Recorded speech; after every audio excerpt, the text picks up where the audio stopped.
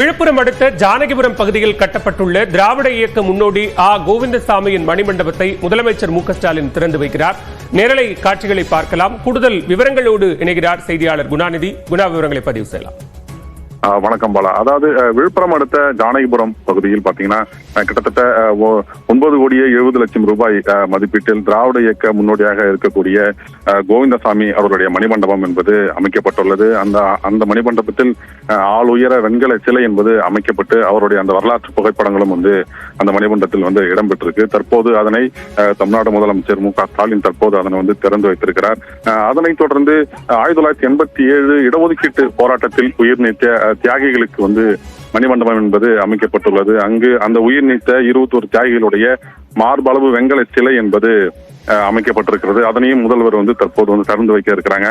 தொடர்ந்து தற்போது பாத்தீங்கன்னா கோவிந்தசாமி அவர்களினுடைய அந்த மணிமண்டபத்தினை திறந்து வைத்து அவருடைய அந்த திருவுருவ சிலைக்கு மலர் தூவி மாலை அணிவித்து மரியாதை செலுத்தி வராங்க. கோவிந்தசாமி பாத்தீங்கன்னா கிட்டத்தட்ட 1952 மற்றும் 57 காலகட்டங்களில் வளனூர் சட்டமன்ற உறுப்பினராக பணியாற்றி இருக்காங்க.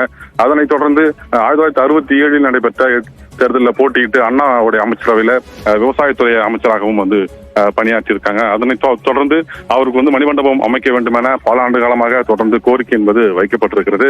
அதனைத் தொடர்ந்து பார்த்தீங்கன்னா விக்கிரவாண்டி இடைத்தேர்தலில் பரப்புரை மேற்கொண்ட மு.க.ஸ்டாலின் கோவிந்தசாமிக்கு கண்டிப்பாக மணிமண்டபம் அமைக்கப்படும் என்றும் அதே போல அந்த இடஒதுக்கீட்டு போராட்டத்தில் உயிர் நீத்தவர்களுக்கு மணிமண்டபம் அமைக்கப்படும் என வாக்குறுதி அளித்திருந்தாங்க. அதன் அடிப்படையிலேயே தற்போது இந்த மணிமண்டபங்கள் அமைக்கப்பட்டு தற்போது திறப்பு விழா காணப்பட்டுள்ளது. குணாநிதி, இந்த நிகழ்ச்சியை தொடர்ந்து முதலமைச்சரினுடைய கள ஆய்வு பயணம் தொடர இருக்கிறதா? அடுத்தடுத்த முதலமைச்சரின் நிகழ்ச்சிகள் என்னென்ன? நிச்சயமாக பாலா. அதாவது விழுப்புரம் மாவட்டத்தில் 2 நாட்கள் இந்த கள ஆய்வு முதல்வர் நடத்தியிருக்கிறாங்க. நேற்று விழுப்புரம் மாவட்டம் திண்டிவனம் பகுதியில பொதுமக்களை சந்தித்து கோரிக்கை மனுக்களை பெற்றாங்க. தொடர்ந்து மாவட்ட முக்கிய நிர்வாகிகள் தலைமையிலான ஒரு ஆலோசனை கூட்டமும் என்பது நேற்று திண்டிவனத்தில் நடைபெற்றது. அதனைத் தொடர்ந்து இன்று காலை அதாவது மணிமண்டபம் திறப்புக்கு முன்பாக தொடர்ந்து மக்களை கிட்டத்தட்ட 1 கிலோமீட்டர் தொலைவிற்கு நடந்தே சென்று பொதுமக்களை சந்தித்து கோரிக்கை மனுக்களை முதல்வர் பெற்றிருக்கிறாங்க. அதனைத் தொடர்ந்து தற்போது இந்த மணிமண்டப திறப்பு விழா என்பது முதல்வர் திறந்து வைத்திருக்கிறாங்க. அதனைத் தொடர்ந்து நடைபெறக்கூடிய நிகழ்ச்சியில ஒரு 35,000 பயனாளிகளுக்கு முதல்வர் பாத்தீங்கன்னா நலத்திட்ட உதவிகளையும் வழங்க இருக்காங்க. அதே போல பாத்தீங்கன்னா அந்த இடஒதுக்கீட்டு போராட்டத்தில் உயிர் நீத்த 21 தியாகிகளுடைய குடும்பங்களையும் முதல்வர் சிறப்பிக்க இருக்கிறாங்க. தொடர்ந்து முதல்வர் நிகழ்ச்சியில உரையாற்ற இருக்காங்க. மொழிப்போர் ஈகியர்களினுடைய மணிமண்டப திறப்பும் நடைபெற இருக்கிறது. அந்த மணிமண்டபம் எங்கு அமைக்கப்பட்டிருக்கிறது? அதனுடைய சிறப்புகள் என்ன? அதாவது 1987 ஆண்டு வன்னியர்களுக்கான அந்த இடஒதுக்கீடு போராட்டம் என்பது நடைபெற்றது. அதில் 21 பேர் சுட்டு படுகொலை செய்யப்பட்டனர்.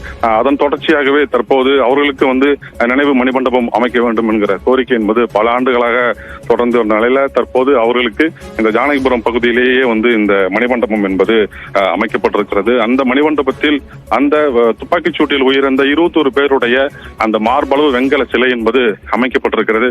அதே போல இந்த மணிமண்டபத்தில் நிகழ்ச்சிகளை நடத்துவதற்கான அரங்குகள் மற்றும் நூலகம் என்பதும் அமைக்கப்பட்டு தற்போது தமிழக முதலமைச்சர் மு.க.ஸ்டாலின் தற்போது அதனை திறந்து வைத்து மணிமண்டபங்களில் உள்ள புகைப்படங்களை பார்வையிட்டு வருகிறார். குணாநிதி, தற்போது திராவிட இயக்க முன்னோடி கோவிந்தசாமியினுடைய மணிமண்டபம், அதனைத் தொடர்ந்து இடஒதுக்கீட்டு ஈகியர்களினுடைய மணிமண்டபத்தை முதலமைச்சர் திறந்து வைக்கிறார். இந்த நிகழ்ச்சியில் யாரெல்லாம் பங்கேற்றிருக்கிறார்? நிகழ்ச்சியில் பாத்தீங்கன்னாக்கா அதாவது கோவிந்தசாமி அவர்களுடைய மகன் ஏஜி சம்பத் அவர்கள் அவர்களுக்கு அழைப்பு விடுக்கப்பட்டு அவர்களும் இந்த நிகழ்ச்சியில் பங்கேற்று இருக்கிறாங்க. அதே போல அந்த உயிர் நீத்த 21 தியாகிகளுடைய குடும்பங்களும் இந்த நிகழ்ச்சியில பங்கேற்று இருக்கிறாங்க. அதே போல பாத்தீங்கன்னா அமைச்சர்கள் பொன்முடி, துரைமுருகன் உள்ளிட்டோர் ஜெகத் ரட்சகன் உள்ளிட்டோர் இந்த நிகழ்ச்சியில பங்கேற்று இருக்கிறாங்க.